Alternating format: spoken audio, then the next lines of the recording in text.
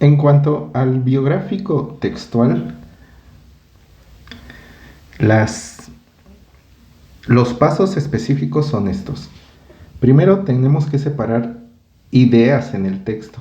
A diferencia del pasado que ya contábamos con textos de antemano, aquí hay que separar las ideas de nuestros versículos que hayamos elegido. Después, cada idea tiene que ser interpretada con relación al tema, con la finalidad de obtener conceptos. Posteriormente, un paso que es similar a todos es armonizar las divisiones. Armonizar las divisiones ya dijimos que es darles coherencia mediante la redacción. Y el paso 10 sería encontrar subdivisiones, que es similar al sermón temático, biográfico temático. Aquí, de este texto, nos van a surgir divisiones únicamente. Entonces las subdivisiones hay que buscarlas en otra parte de la Biblia. Muy bien, entonces acá tenemos la misma dinámica. El personaje es Jabes, que se encuentra únicamente lo habla la palabra en estos dos versículos de 1 Crónicas 4, 9 y 10. No vuelve a hablar después ni habló antes de él, únicamente está hablando aquí. El tema que le asignamos fue el poder de la oración ante la adversidad. Propósito: que la congregación aprenda a sobreponerse a las adversidades por medio de una oración eficaz. Y del estudio exegético, al ser muy breve, pues únicamente encontramos que Jabes es el nombre de esta persona, significa dolor y pena. De hecho, el versículo así lo dice también. Muy bien. Entonces, estos versículos, el 9 y el 10, los separamos en ideas, y esas ideas van a ser interpretadas con las pautas de interpretación que ya dijimos. Entonces, Jabes dice que era más ilustre que sus hermanos, al cual su madre llamó Jabes, diciendo: por cuanto lo di a luz en dolor.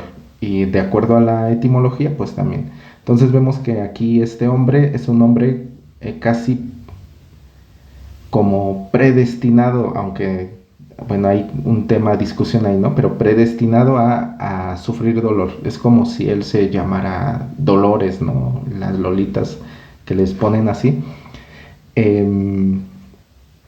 Entonces, bueno, esta es la primera idea.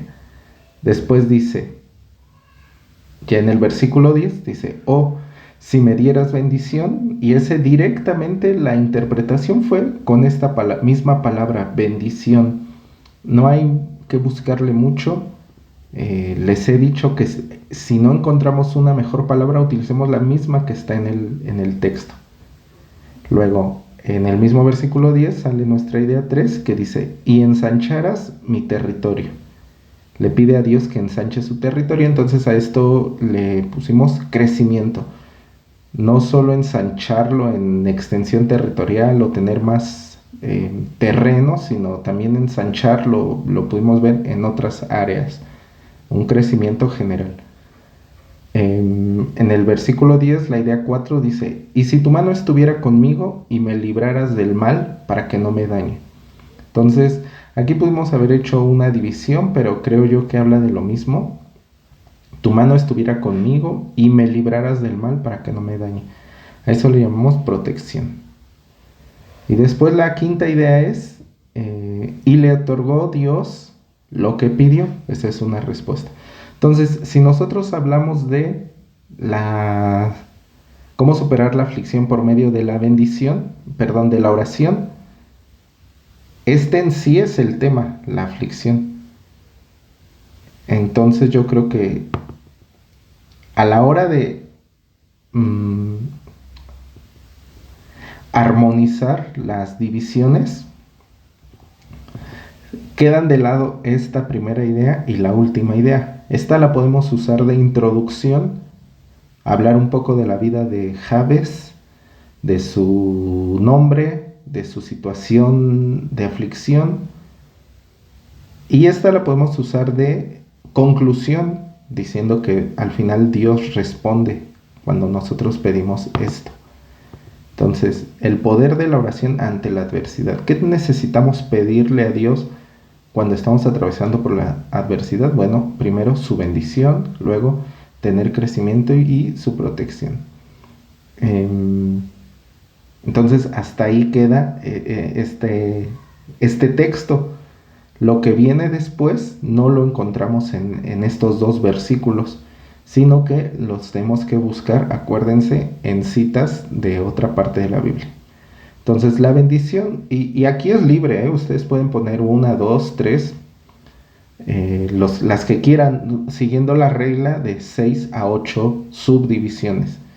Entonces, la bendición dice que debemos anhelarla activamente. Aquí usamos este texto, el caso de Jacob, peleando, anhelando la bendición del ángel. Luego, trae plenitud. Bueno, ahí se me fue uno. Trae plenitud. La bendición de Dios trae plenitud. Eso lo dice Proverbios 10:22. Segunda petición es el crecimiento. Hay que pedir un crecimiento en todas las áreas de nuestra vida para poder superar esa adversidad. Eso lo dice Colosenses 2:6-7. Y también requiere esfuerzo y fe. Esta oración, esta petición requiere esfuerzo y fe. Eso lo dice Isaías 54:2. Después, la tercera petición es una petición de protección. Protección mediante su presencia. Esto lo dice el Salmo 127:1. Y la protección que viene de depender de Él. Su presencia y dependencia de Él. Eso lo dice Mateo 6:13. Entonces, con eso, este bosquejo queda completo. Recordemos que es un bosquejo de un sermón biográfico, porque nos estamos basando en la breve vida de Jabes. Bueno, su vida no fue breve, ¿no? Sino lo que nos dice la palabra sobre él. De Jabes estamos hablando, ese es nuestro personaje bíblico. Y utilizamos únicamente 2 versículos, de los cuales se desprendieron estas divisiones y con relación a este tema. Y estas 6 subdivisiones, 2 por cada una, provienen de otras partes. Entonces así se arman los sermones o los bosquejos biográficos textuales. Finalmente, vamos a ver el biográfico expositivo. Este es el paradigma que vamos a seguir, el expositivo. Y lo tenemos cuando utilizamos un pasaje, o sea, más de 4 o 5 versículos.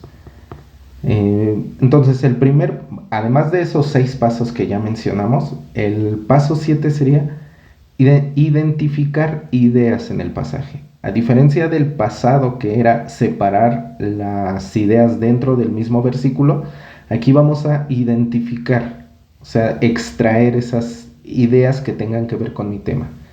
Posteriormente, interpretamos cada idea con relación al tema. Ya dijimos, para tener un concepto. Ya que tenemos esos conceptos, como estamos hablando de un pasaje, es normal que nos surjan más de 3, más de 4, como lo teníamos en el pasado. Ya vieron que fue poco. Aquí nos van a surgir más, entonces los tenemos que agrupar de acuerdo a las similitudes que cada concepto presente. Y una vez agrupados, nombramos los grupos para tener nuestras divisiones. Los conceptos van a servirnos como subdivisiones. Entonces, a diferencia de los pasados, donde primero teníamos divisiones y sacábamos subdivisiones, aquí es al revés. Primero tenemos subdivisiones que metemos en los grupos que se convierten en divisiones. El ejemplo de este es Jael, una mujer de la cual nos habla en Jueces 4, 17 al 24. El tema es el cumplimiento del propósito de Dios. Entonces, como vemos aquí, son varios versículos, por lo que seguimos las pautas, las reglas de un sermón expositivo. Propósito es que la congregación aprenda que Dios tiene un propósito especial para cada uno de nosotros y va a utilizar diferentes medios para que ese propósito se cumpla, porque Él tiene el control de todo. Del estudio exegético se desprenden algunas cosas. Las más importantes que quise poner aquí es que la leche en sí es un somnífero, ¿no? O sea, la leche ayuda para que podamos dormir más fácilmente. Y otra parte habla de la sien, que en hebreo es rak, que significa delgadez, y anatómicamente sabemos que es la parte más delgada del cráneo. Entonces esto es importante para el desarrollo que después vamos a ver. Bien, entonces estos pasos son los primeros, ¿no? Los pasos comunes. Ahora vamos a desarrollar el ejemplo con los pasos específicos del paradigma expositivo. El paso 7 entonces dijimos que es identificar ideas. ¿Qué ideas de este texto tienen que ver con el cumplimiento del propósito de Dios en nuestra vida? Entonces aquí subrayamos algunos, ¿no? Císara huyó a pie a la tienda de Jael, mujer de Eberseneo. Y saliendo Jael a recibir a Císara, aquí yo creo que hasta acá, le dijo: ven, señor mío, ven a mí. Luego la otra: y ella abrió un odre de leche y le dio a beber. Y otra: pero Jael, mujer de Eber, tomó una estaca de la tienda y poniendo un mazo en su mano, se le acercó calladamente y le metió la estaca por las sienes. Así murió Císara, el cual Barak no quiso matar. Entonces, aquí, bueno, quiero hacer una aclaración: no solamente usamos del 17 al 24, sino que nos fuimos al contexto. Fíjense, salieron otras ideas de versículos anteriores. Bien, entonces, bueno, saqué esas ideas, pero por cuestiones de espacio no las puse en la diapositiva, pero aquí ya lo reproduzco. Tenemos 8 ideas. La primera idea la encontramos en el versículo 2, que dice: y Jehová los vendió en mano de Jabín, rey de Canaán. Entonces vemos que el pueblo de Dios está atravesando por una situación adversa, porque Jehová permitió que Jabín tomara el control de este pueblo. Entonces es una situación adversa. Pero aquí lo importante es que Jehová lo permite. Luego, otra idea es que los hijos de Israel, al ver esta situación, clamaron a Jehová. O sea, ellos actuaron correctamente. No sé si en tiempo, no sé cuánto tiempo pasó. Sí dice la palabra cuánto tiempo pasó. Ahora justo no lo recuerdo, pero llegó un momento en que clamaron. Eso es buscar dirección. La tercera idea la encontramos en el versículo 9. Si se dan cuenta, hay un salto aquí muy grande, ¿no? El 4, 5, 6, 7 y 8 no hablan ni de Jael ni del propósito, entonces por eso los omitimos. Llegamos hasta el 9 con nuestra tercera idea y dice: en mano de mujer venderá Jehová a Císara. Eso se lo dice Débora. Y ahí vemos claramente el propósito. O sea, esta es nuestra idea que sostiene nuestro tema. Por lo tal, en muchas ocasiones esta idea que habla específicamente de nuestro tema son eliminadas porque no podemos hablar de esto. Es como si dijéramos: explica qué es una taza, y decimos, bueno, una taza es una taza. Entonces realmente estamos usando la misma palabra para explicar, ¿no? ¿Qué es un propósito? Bueno, el propósito es un propósito, entonces no, ya esta la vamos a eliminar. Pero está aquí la idea, esa le llaman la idea homilética o la idea exegética. O sea, es como el alma de este tema. Nos pasamos al versículo 11, la idea 4, dice: y Eber, ceneo de los hijos de Obab, suegro Moisés, se había apartado de los ceneos Eber es esposo de Jael y años atrás, bueno, y resulta que es también de la descendencia de Jetro, que es el suegro de Moisés. Em, Aquí le dicen Obab, supongo que era su nombre Ceneo, no lo sé ahí. Pero él se había apartado de eso, se fue a otro lugar, dicen que más al norte, allá vivió, allá hizo descendencia. Y eso es relevante para el futuro, o sea, generaciones posteriores. Es relevante porque de esta familia viene Eber, que es el esposo de Jael.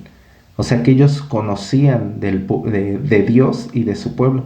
Entonces una situación aparentemente irrelevante resulta que Dios la utiliza para cumplir su propósito.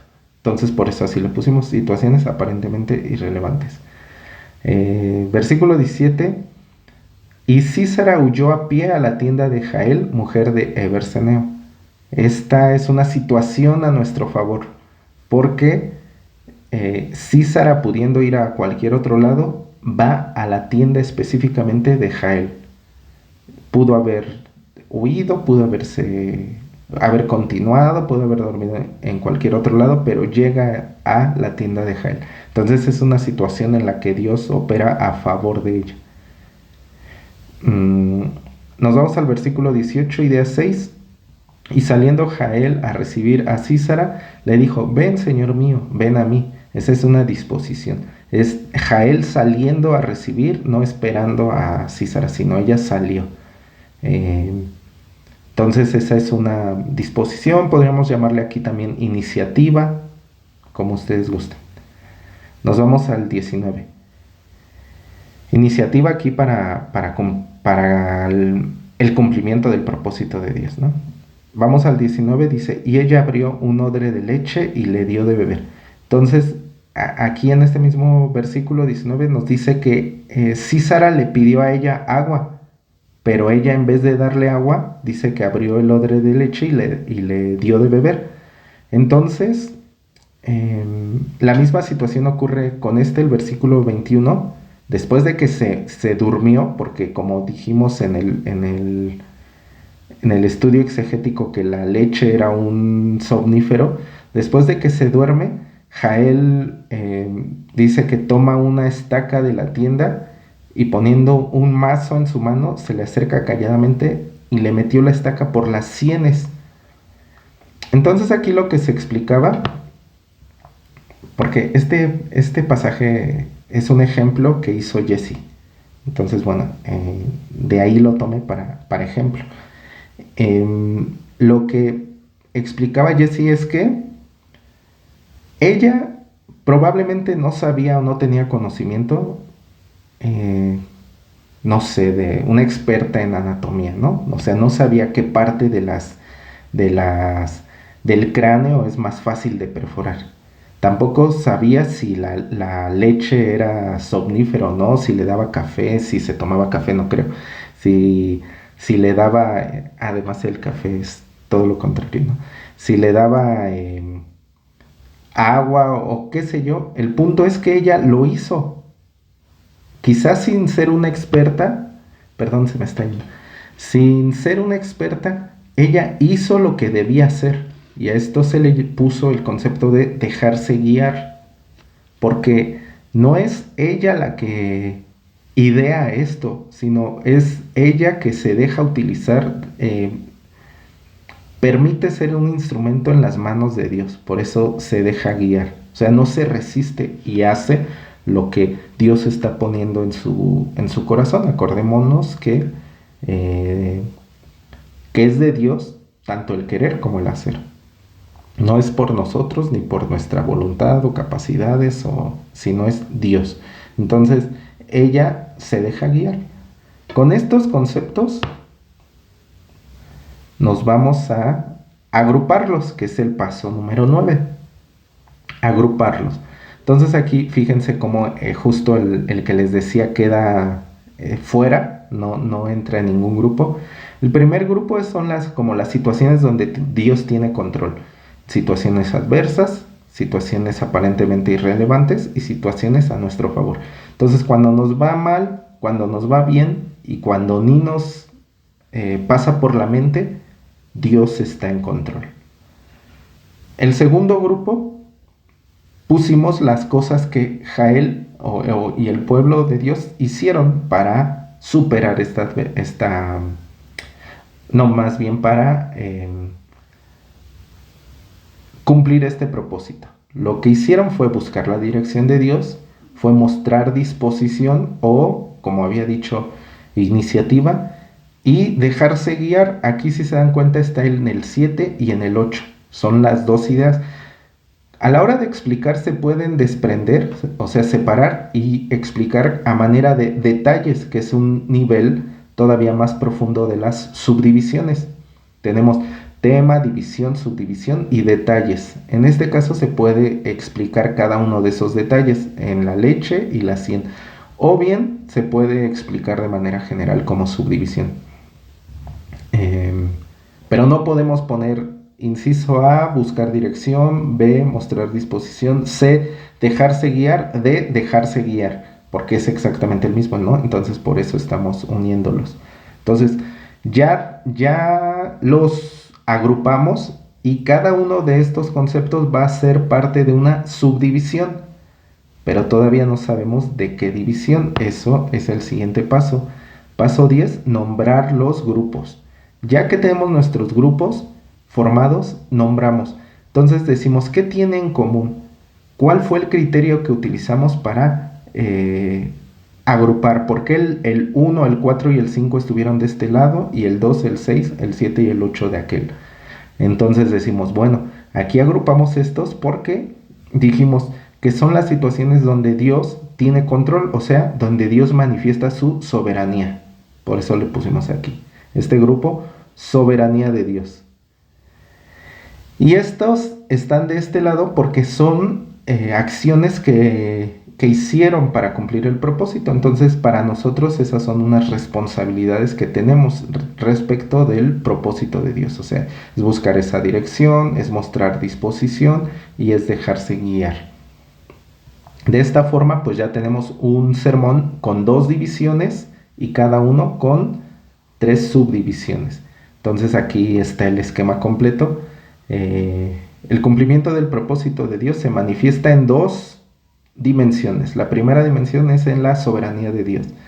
Hay 3 situaciones en las que Dios tiene el control. En las situaciones adversas, cuando pasamos por problemas; en las situaciones aparentemente irrelevantes, donde no vemos la mano de Dios, pero después nos damos cuenta por qué ocurrieron las cosas así; y en las situaciones a nuestro favor. Aquí abiertamente sabemos que está Dios, pero incluso estas son parte de un propósito. La segunda dimensión es la de la responsabilidad del creyente para el cumplimiento. Entonces hay 3 acciones. La primera es buscar dirección, la segunda acción es mostrar disposición y la tercera acción es dejarse guiar. Entonces, de esta forma ya tenemos un sermón biográfico, porque vamos a hablar de Jael y el cumplimiento del propósito de Dios con este bosquejo. Entonces eso sería todo. Ustedes pueden continuar haciendo sermones biográficos en cualquiera de sus modalidades: temáticos, expositivos o textuales.